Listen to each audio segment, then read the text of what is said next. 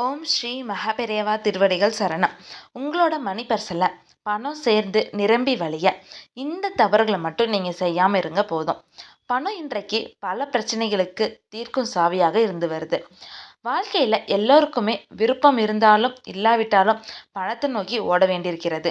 அத்தியாவசிய பொருட்களிலிருந்து ஆடம்பர பொருட்கள் வரை எதை வாங்க வேண்டும் என்றாலும் அதற்கு பணம் தேவையாக இருக்கிறது. அல்ல அல்ல குறையாத அக்ஷயம் பாத்திரம் போல வீட்டில் பணம் நிறைந்திருக்க வேண்டும் என்று தான் அனைவருமே ஆசைப்படுவோம். அதற்காக தான் ஒவ்வொருவரும் ஏதாவது ஒரு ரூபத்தில் பணத்தை சம்பாதிப்பதற்காக கஷ்டப்பட்டு கொண்டு இருக்கிறோம்.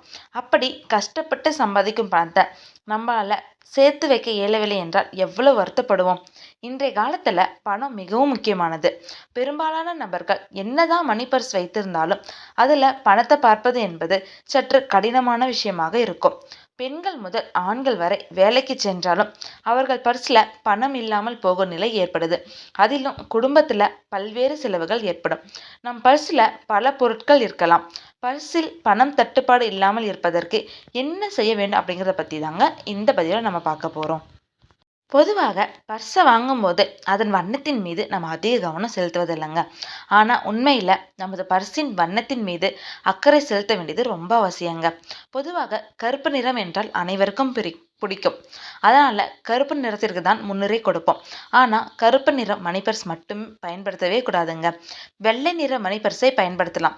ஏனென்றால் வெள்ளை நிறம் என்பது சுக்கிர பகவானுக்குரிய நிறம்.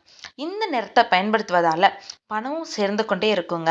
இல்லை என்றால் சிவப்பு, பச்சை, சாம்பல், பழுப்பு போன்ற நிறங்களில் நம்ம மணி பர்ஸை வாங்கி வச்சுக்கலாங்க. பொதுவாக ஆண்கள் என்றாலும் பெண்கள் என்றாலும் மணி பர்ஸில் பணத்தை தவிர தேவையில்லாத பொருட்களை வச்சுருப்பாங்க. ஆனால் தேவையில்லாத பொருட்களை மணி பர்ஸில் வைப்பதை நம்ம தவிர்க்கணுங்க. மருந்து மாத்திரை பற்றிய சீட்டுக்கள், பஸ் டிக்கெட், ரயில் டிக்கெட் போன்றவை ஒருபோதும் மணி பர்ஸில் வைக்கக்கூடாதுங்க. இதனை உங்கள் மணி பர்ஸில் நீங்கள் வச்சுருந்தீங்க அப்படின்னா எதிர்மறை ஆற்றல் அதிகரித்து பணம் தங்காமல் போயிருங்க. அதனால் வாரத்தில் ஒரு நாள் நீங்கள் மணி பர்ஸை கட்டாயமாக சுத்தப்படுத்தணுங்க.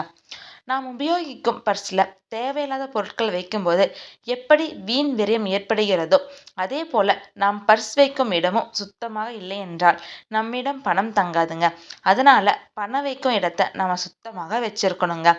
மணி பர்ஸில் பணம் வைக்கும்போது அதனை ஒருபோதும் சுருட்டி வைக்கக்கூடாது. அதற்கு கொஞ்சம் பெரிய பர்ஸாக நீங்கள் வாங்கிக்கோங்க. அது மட்டும் இல்லாமல் பர்ஸில் பணம் வைக்கும் பொழுது சில்லறை நாணயங்களுக்கும் நீங்கள் முக்கியத்துவம் அளித்து 2-3 சில்லறை நாணயங்கள் உங்கள் பர்ஸில் வச்சுக்கோங்க.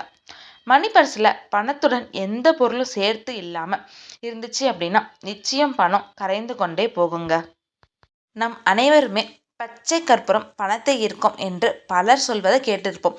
நம்ம சேனல்லையும் நிறைய தடவை இதை நான் பதிவிட்டிருக்கேன்.